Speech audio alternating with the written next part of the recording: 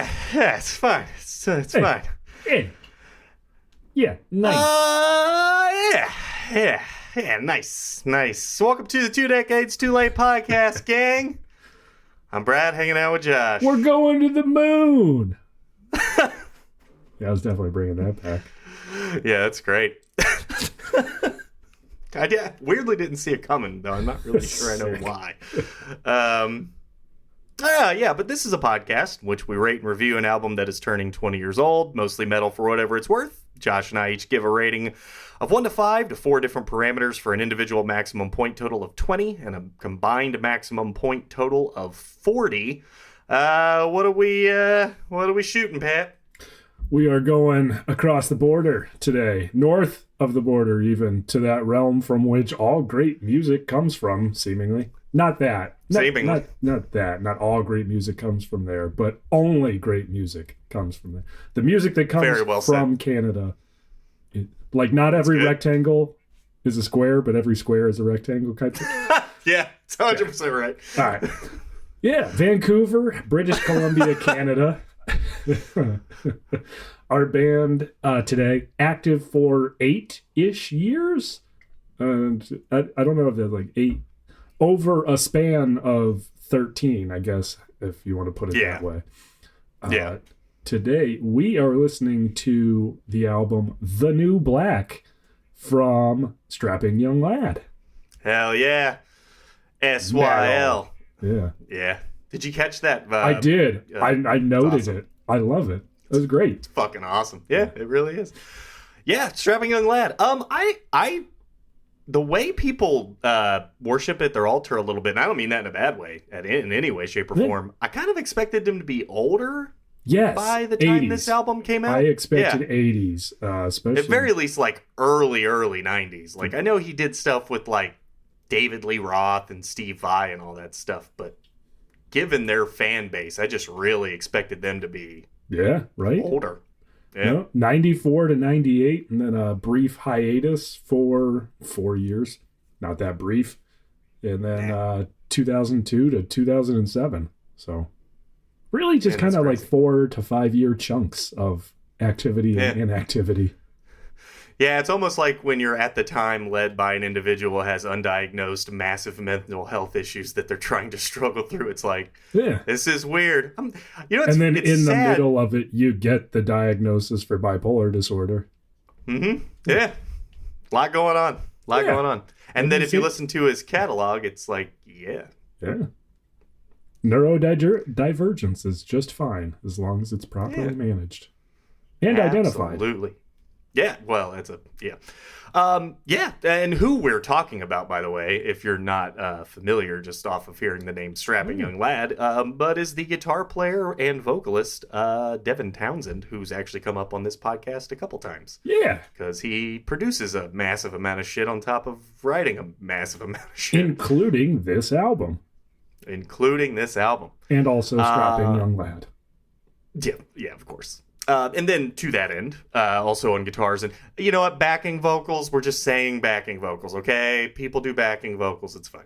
But we've got the other guitar players, Jed Simon, bass, Byron Stroud, that's a strong name. That's a strong-ass name. Very. And then drums, I don't know if we even have to talk. He's such a big deal that it's either if we don't talk about him, we'll look like villains, or if we talk about him, we'll look like we're trying to over-explain something that's already been over-explained.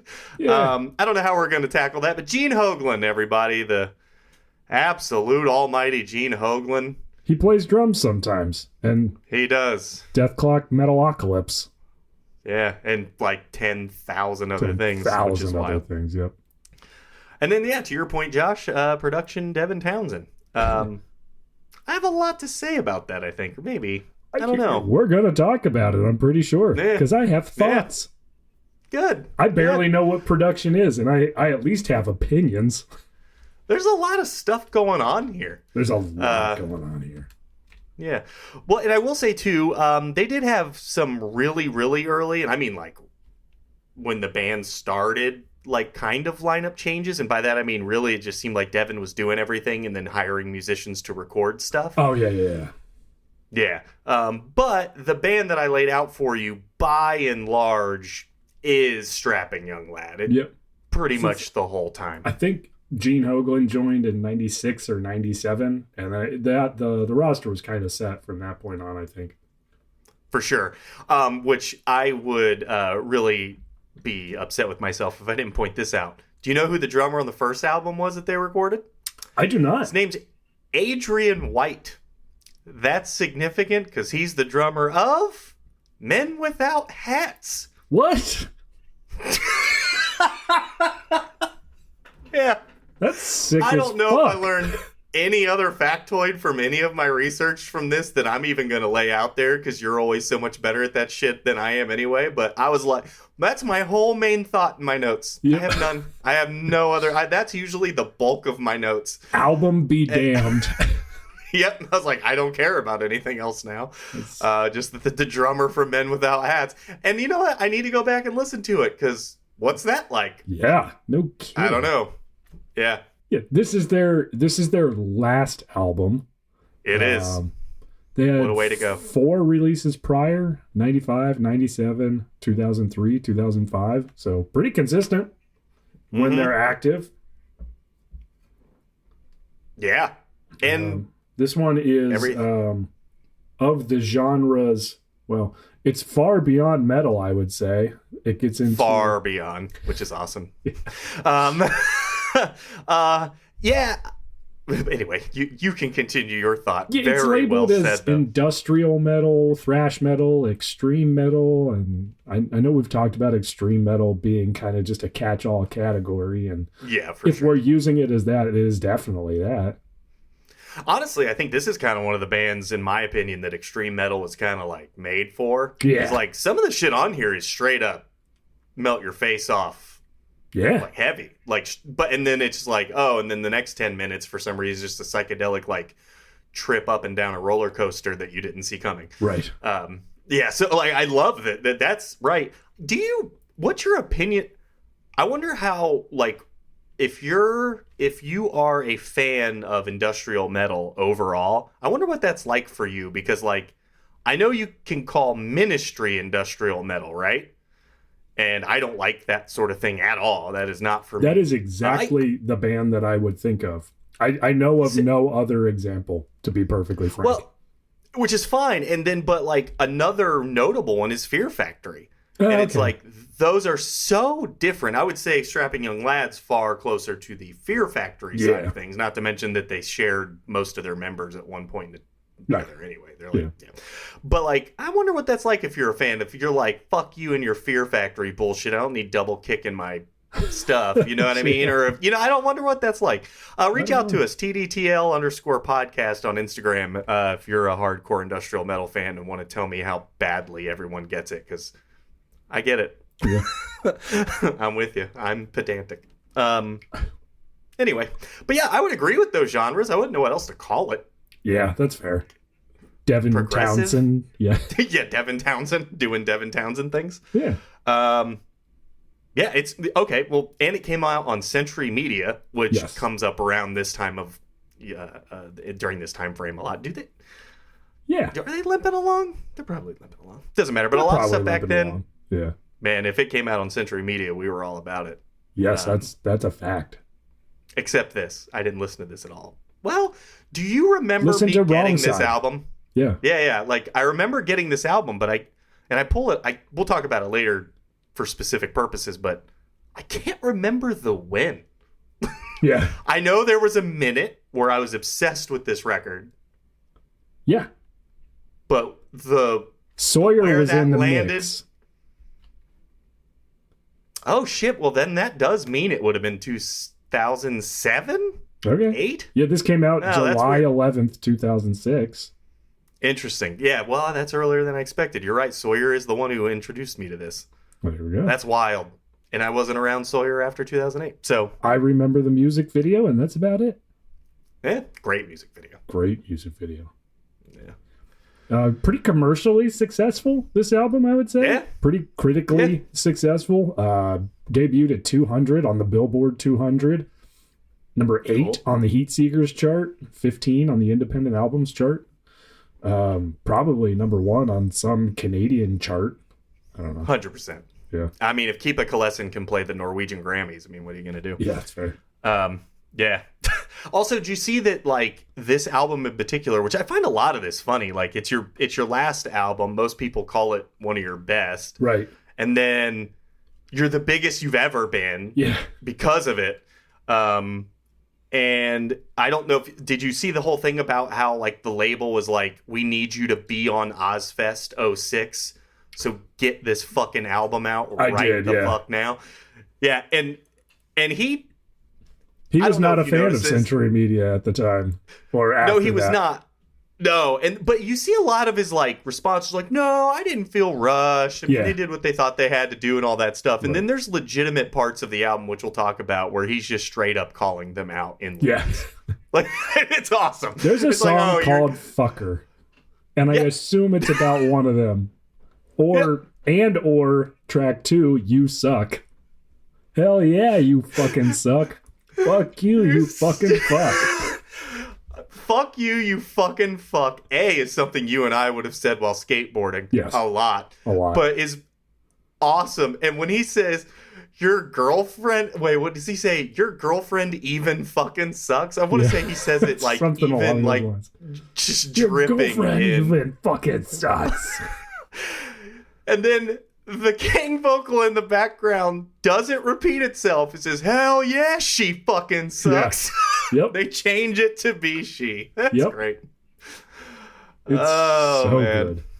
It's so good. Yeah, that's great. But yeah. There's a certain amount of that, like, not even tongue in cheek. That's just straight up rage directed towards somebody that you you know, I was gonna likely wouldn't do if you had career aspirations to remain on that label. Exactly fucking right.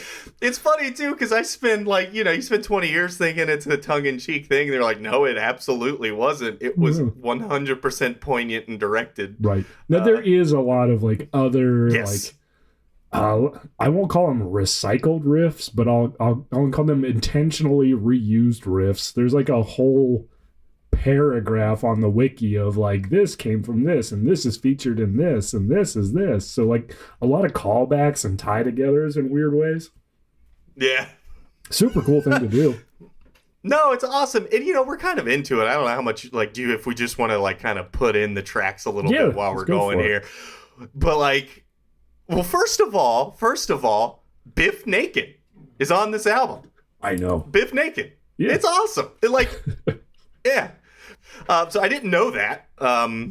That's a really cool. And she was on track 8, Fucker. Yep. Which is awesome. She essentially is like the carnival barker of that song, almost introducing it in a strange way. Like, come one, come all to this Fucker song. That's like how I took what she was doing. But anyway, I thought that was really cool. It was super sick. Yeah. Yeah. She's Canadian too. Might as well. Yeah. Married at one point to the vocalist of Queens of the Stone Age. Oh, sick. Can't think of his name right now for some reason. Josh Homme. That guy's name. There we go. Thank you. Anyway, let's just circle back, because I'm in corporate America. Circle back, and eat them again.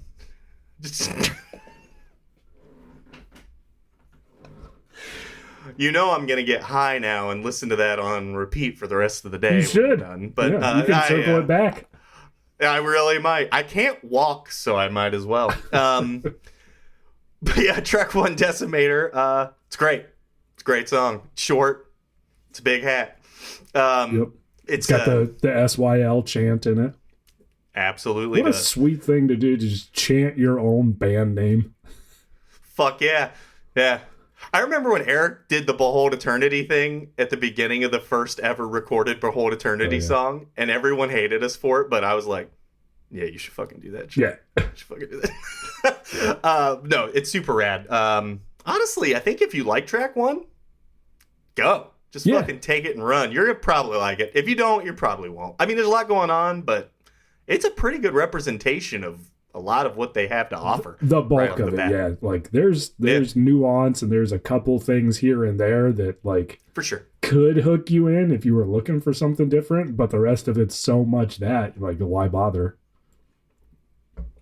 Exactly. And I don't know. But yeah, like I'm totally with you. There's a lot going on here. I'm not trying to undersell that, but like I also don't want to beat everybody over the head with my prog shit, with our prog shit. Yeah. You know what I mean? But anyway, You Suck at track 2, kind of already talked about it. I don't know who Cam Croich is. Yeah. But they're in that song. Yeah. But whoever see if we can do a quick Google search. Really you keep going. Can I put $50 on the fact that they're probably Canadian? You absolutely can. Sick. But yeah, like we've got Cam Croich on that. We're gonna figure out who that is. Efforting. But we've got a really fucking awesome song that doesn't take itself seriously at all, but I think is low key very upset at their record label. But if you're willing to like. If you're willing to take a side of goofy with your otherwise very, very serious music, I mean, the musicality on this and the musicianship on this album is bar none. It's just fucking amazing. Devin Townsend and Gene Hogland and 2 other people that I'm sure are quite good at stuff in their own or right, else they wouldn't be in a band with Devin Townsend and Gene Hogland. Not necessarily as notable in the grand scheme of things. For sure, but like they're not hanging out with you unless you rule. So like the album's great. So that's what I like so much about songs like You Suck. It's also hilarious. Cam Croich is in fact Canadian. Perfect. Guitar player of former guitar current maybe of Grave Mass, Annihilate, and Process. I only know who Grave Mass is, and I don't even know that I'm sure on that, or if that's just a metal release. Oh. You could tell me I know who Grave Mass is, or you could tell me like, nah, that's Gravedigger, and I'd be like, right. Not that I mean that in a bad way. Maybe I know who they are, maybe I don't. I'm gonna check it out. I don't know. Yeah, came out March 6th this year, and I'm gonna listen to this first fucking SYL album so I can listen to the whatever guy.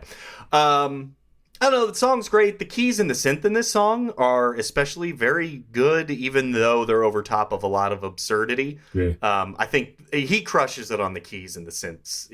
He just does a really good job with that, but I really think they stand out. Maybe they stand out so much for me because the song's kind of goofy. Keys and synths keyboards by Will Campagna, or Campana, I guess. Campagna, I'd say. Campagna.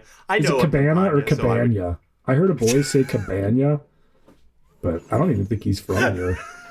Well, if he is, he's not from money.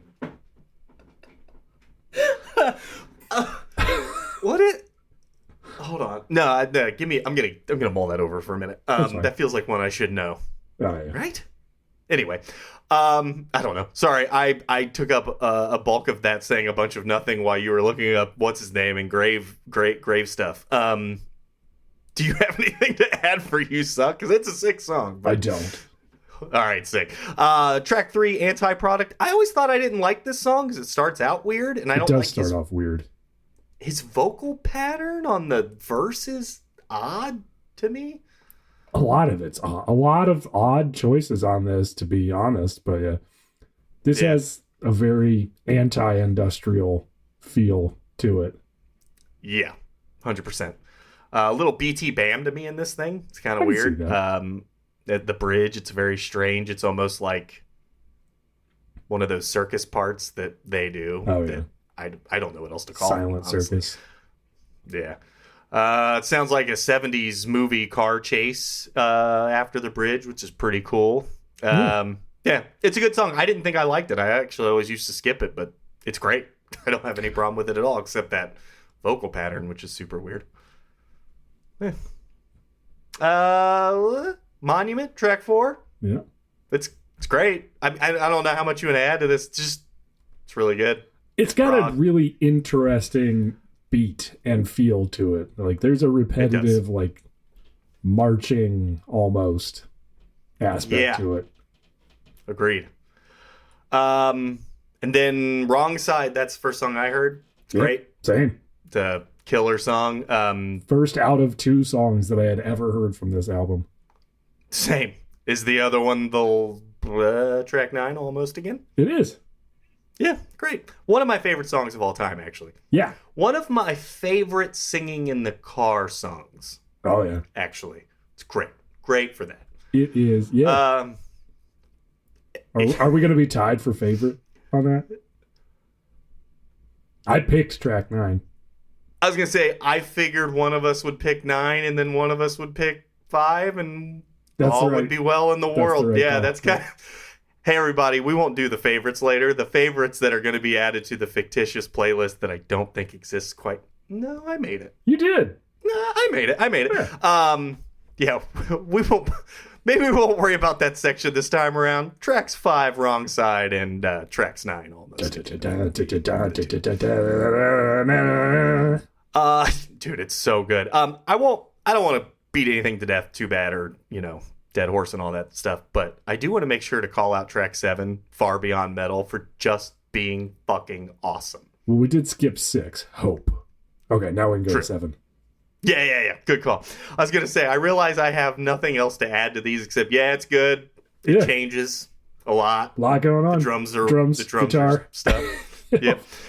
We're talking about Fucker, Almost Again. Man, Almost Again. Of note, Far Beyond Metal does have Odorous Arungus in it. And you can't not have, a song featuring the singer of Guar. It's going to be good. It's just going to be good. Yeah, and rest in peace, dude. Yeah, for sure. That's something. A weirdly really good voice. And dynamic as shit. He can do so much, and maybe that's obvious to Gore fans, and I'm just not a Gore fan. But get in my fucking car! See, that's what I just thought he did. And then if you pay any attention, you're like, man, that guy can really fucking do a lot of stuff. Yeah. He's really talented. He's not just being silly, though he is. Track 10, Polyphony? Yeah, why not? Is that how that? Yeah, it's got to be there. Anyway, it's less than 2 minutes. It's an interlude, essentially, I would say, between Almost Again and The New Black. Yep. Is what I would call that, which I think it needed. Those are very different feeling songs. And then The New Black. Last track 11, 6 minutes, 15 seconds. My first note, this album fucking rules, all caps. Yep. Because the transition from the track 10, essentially interlude, to this was masterful. It's great. And Gene Hoglan is just doing kick drum in that song. Kick drum. He crushes it, man. There's a lot, man. It's exhausting listening to the drums in that because I know he's not doing the techniques that everyone does now, where it's like, check this out. I can go 300 beats per minute without moving. Right. He's like, I need to do this weird, really fast kick pattern for 6 minutes. It's fine. I got it. Nah, I'm using my whole leg for every single one of these. It's not a big deal. Yep. Yeah, it's great. Quads. Yeah. Yeah. That's The New Black by Strapping Young Lad, Josh, unless you think we missed anything here. I don't think so. To your point about Decimator, the opening track, if you listen to it, you'll kind of like it. Go from there to Almost Again, track 9, and then you'll kind of get the breadth of what the CD has to offer. It's hard to pick apart in like a track by track like this, but if you really listen to it, like it's all there. And man, the drum beat, the opening drum beat on Almost Again is so fucking sick. Like there's no reason to be doing any of that, and he is. No, I find that to be the case on a lot of this album where I'm like, I don't know why he made that decision in any way, shape, or form. He puts weird double kicks on skank beats, which sound like on the... I don't know how you make that choice. I don't know how it pops into your brain to like be like, you know what, I'll do that there. Yeah, and then I'll hit the gallop roll on the... On the it's like he turns the snare into a gallop. Yeah. And then the last two, but then he puts the gap in between the gallop and the next snare in the spot you would never put it. Right. While he's also hi-hatting, like clutching the hi-hat. Right. And I try to think, from an architectural standpoint, when I listen to stuff sometimes, and I'm like, that does sound really cool, and my mind immediately goes, how would I tab that out in Guitar Pro? Because, I'm that guy. All my drums are fake. And I'm like, I would have a hard time tabbing that. Yeah. Or I would do it right, but it would sound wrong. Correct, yeah. And I'd be like, why would I tab it? It's just something you have to feel. Yeah, no robot. Well, that's a whole thing. We could do a whole AI episode if we needed to. Well, it is killing my algorithm. It is slaughtering my Spotify algorithm to smithereens. I get like occasionally one actual new song from an actual musician and artist. It's the fucking worst, man. Yeah, this new album by Cannibal Pants off the album Skeleton Brew. The opening track is called Kill Murder. It's fucking the worst, man. Sorry, and honestly, gang, by the way, I don't want to skip over the just masterclass of extreme metal that this album is. But once I get started, I would actually be being really obnoxious at a point and be like, now listen, in this next part, right? You'll notice. So I can either say they all sound really cool and try to point some things out, but I fear that if I got started, I would really get out of hand. This would be a 10-part episode if we really wanted it to be. But my listening notes culminated a lot like yours, and like there's really not a lot to say here. These dudes rip. Those were my notes. 100% and I could not agree more. So, now, yes, Josh. Review. Absolutely. Review.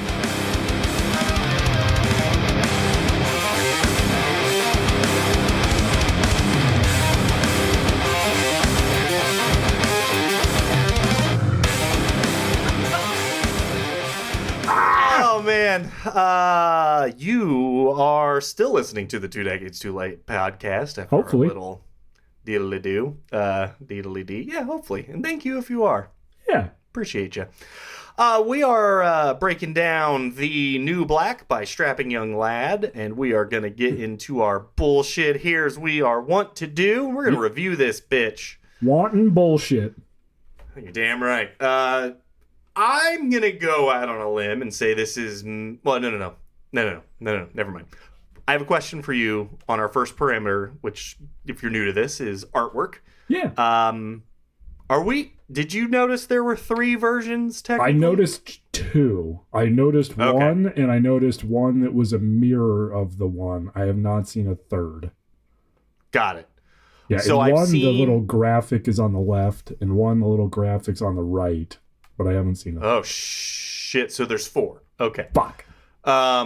So I haven't seen the one where it's mirrored, but I've seen 3 versions of the one where it's on the left. Oh, they're very subtly different.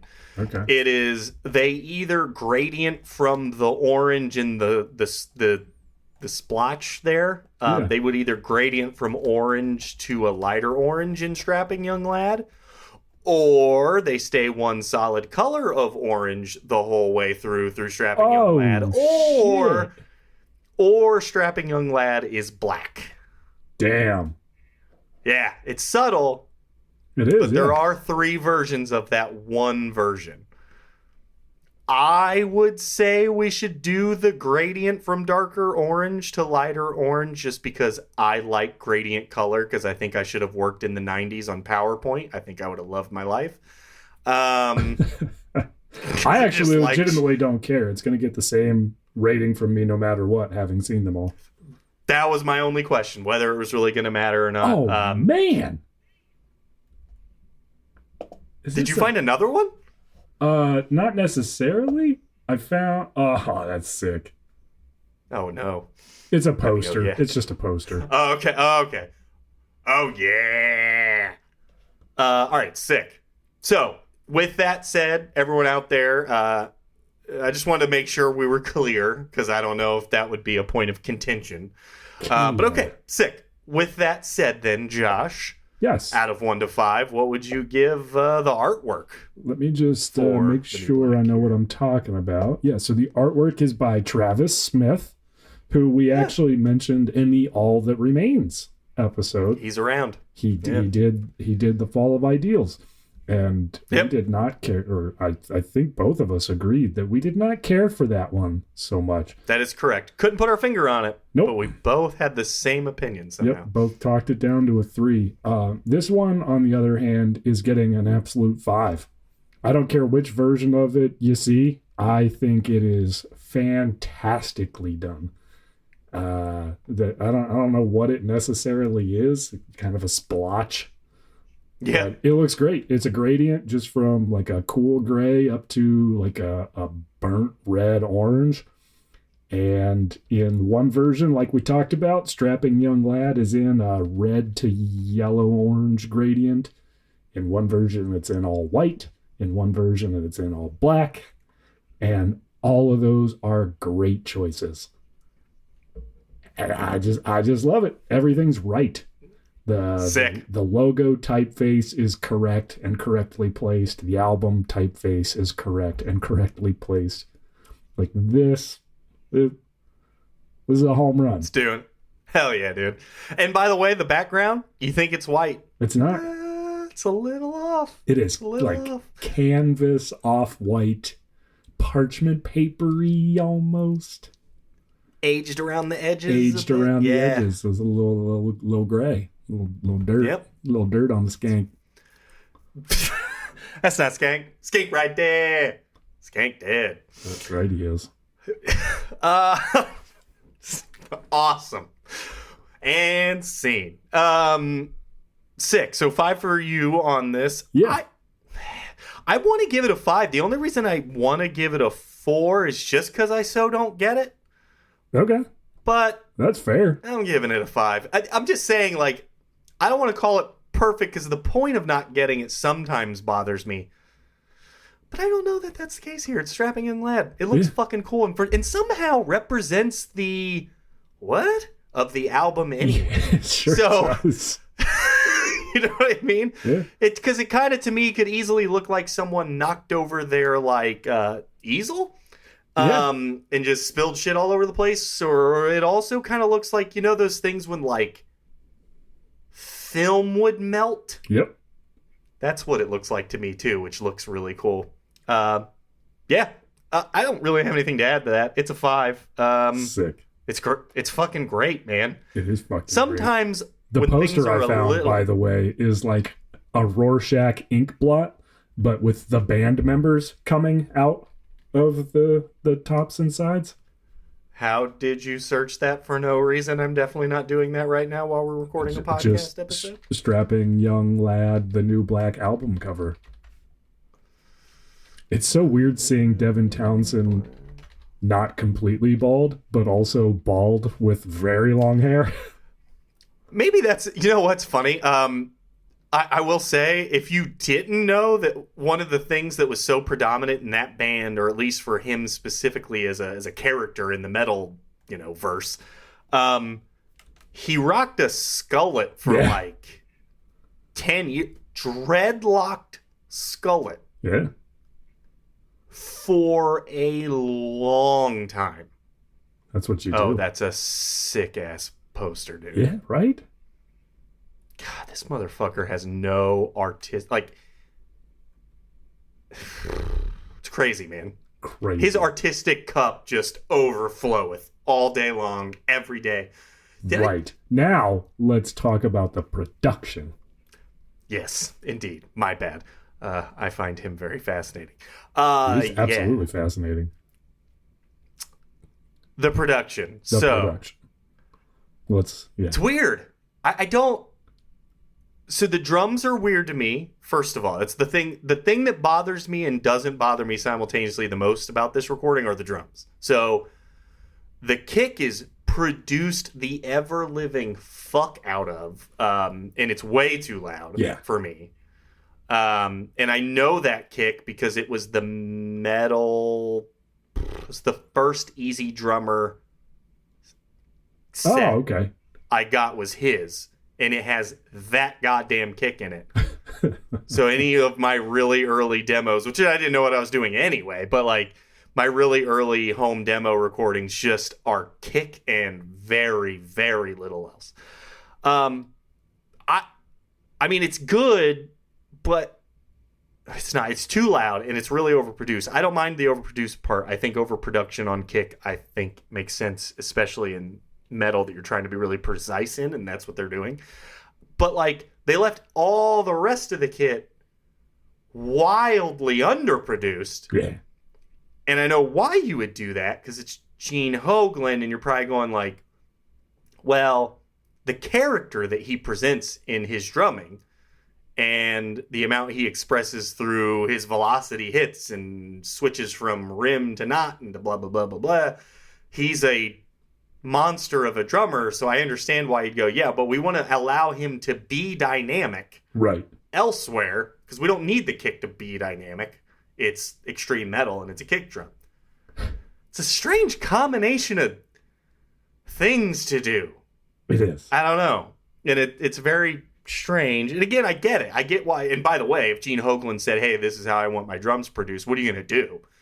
You're going to be like, no, Gene Hoglan. Yeah, you're fucking going to do what Gene Hoglan wants to do. So I have no idea how that works. I'm not trying to, like, opine on that or anything. But, like, it's just weird. It's weird. He's so good, it doesn't really detract. And I don't know. Maybe that's just me being overly whatever. The guitar tone's odd to me, too. The guitar tone is very odd. Do you know what it sounds like to me? And I forget. I think it was 1999 or 96. I know that's a weird difference, but whenever Colin Richardson did the Cannibal Corpse record, it was in the mid to late 90s, and he figured out how to take a really low guitar tone and make it sound great. Right. And I know Devin Townsend is a great producer. He did Undoing Ruin, which is one of my favorite. You know what? I won't say, because did that not come out in 2006? It did. I'm pretty sure. Then never mind, just in case. But it sounds like a dude trying to struggle with getting a solid, distorted, low-tuned guitar. It sounds like an After the Burial sort of thing. 2005. We missed it last year. Fuck. All right, well, then I can tell you how good that fucking... That makes it weirder, actually. Not less weird. Right? Because that production... produced that and then this came out? Yeah. Weird. I'm not here to tell you the production overall as a package. It's kind of strange. I do believe the package production is... The sum is greater than... Wait, what am I trying to say? I think the overall production... Greater than the sum of the parts? Is greater than the sum of its parts. Thank you. But man, when you look at it individually, it's odd. And the bass is great. I think the bass sounds great. Just because it just stays the same the whole time. But it's a good tone. So out of 5? It's a weird out of 5? I can't add that. It is. I know. As a package, I will give it a 3, actually. A package? No, I'll give it a 4 because I do think that the production on the vocals are so spectacular. Strangers that package. Maybe it helps. I'm giving it a 4 because I just don't want to... I think I'm just bending down to Devin Townsend here a little bit. Right. I don't know.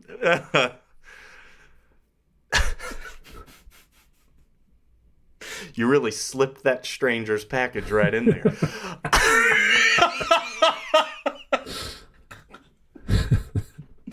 Well played. Well played. Yeah. I gave it a 3. I'm sorry.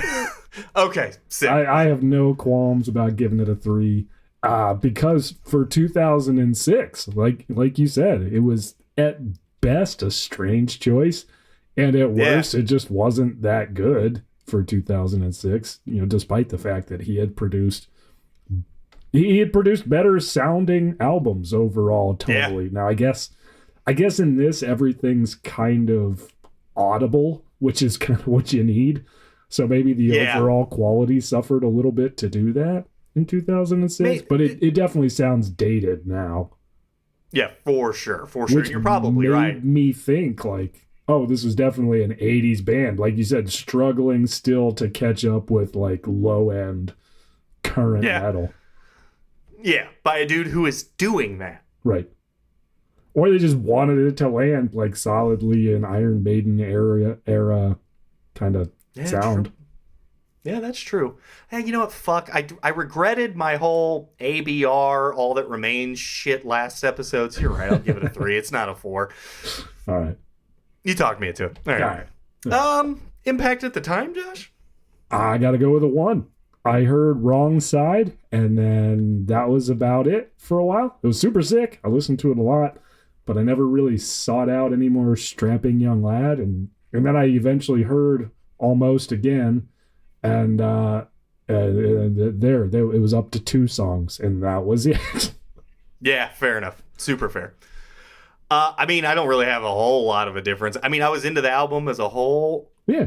I did nothing with that information, though. I would just listen to it on drives in between seeing, I don't know, Ashley Sims in Springfield or something. And now, wherever I was. One song, I forget which one. It might be The New Black. But tell me that something didn't end up as a She's a Nightmare riff.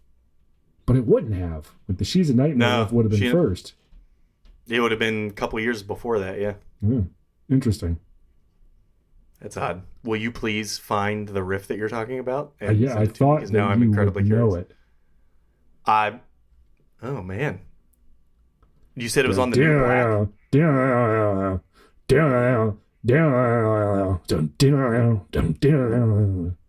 Oh yeah, we did do that. Yeah. Huh. I don't know if that's the New Black, but it's one of the later songs. It is a metal trope, I guess. Okay. You know, I would say that's probably more the thing. That is odd. But no, I'll give it a 2 just because, like, I mean, I like the album, but I didn't do anything else with the information. I was just like, I listened to it for like a couple months and then listened to it again years later, and Bob's your uncle. Robert's your mother's brother. Damn right. Thank you, Mythbusters. Yeah. Love that. All right, so wait, did I actually give a... All right, so we got a 1 for you and a 2 for me. Ugh, God, that one is always such a killer. Yeah. Well, then how much did you like listening to it today?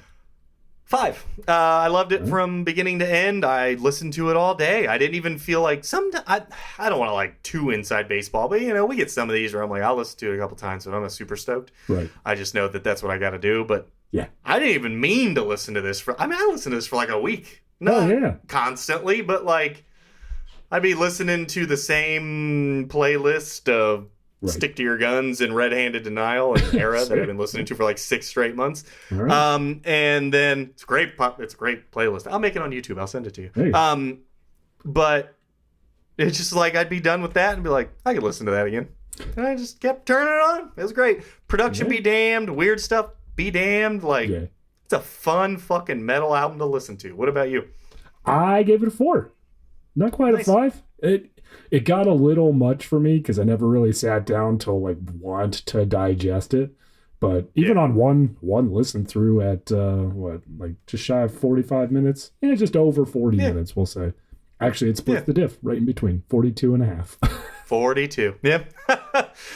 You know, I did 11 songs for a very progressive album. That's pretty good. With a lot going on too. Yeah. I mean, wasn't AFI's album longer than that? Yeah, I think it was, yeah. And a lot of that was just a guy going, Sick. Yeah, great. All right, 6. So, guys, for the New Black by Strapping Young Lad, we got, for you, Josh, 13. I didn't feel good 14. About that, but... It is what it is. It is. I hate that saying. I gotta stop saying that shit. Oh, is it? Fuck. I do that. Sometime it bees like that. There.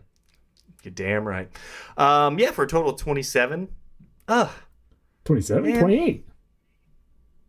Really? Well, I gave it a 3 for production. I bumped it down from before. Yeah. Math? Wait, where am I missing? Oh, I put a 4 into my album art. I am terribly sorry. Fucker. I'm sorry. You know, it was worth it since you got to call me a fucker on this episode. That makes everything worth it. All right, sick. Well, yeah, we did. 28 out of 40.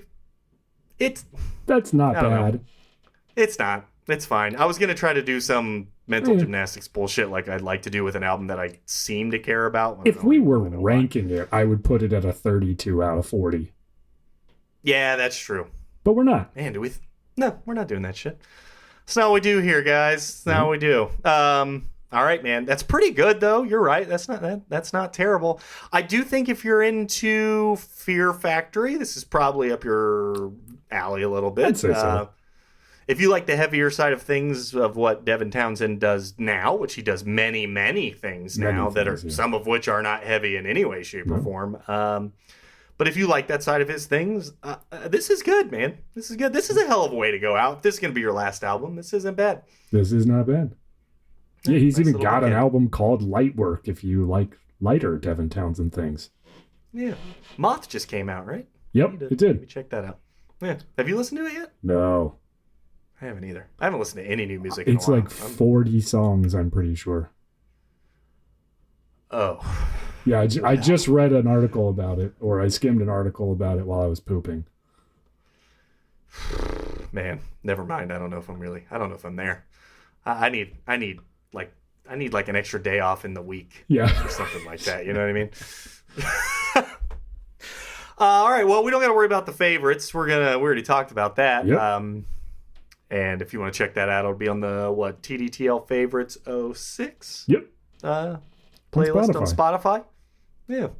Otherwise, with that, he's been Brad, I've been Josh, and we've been 2 decades too late again.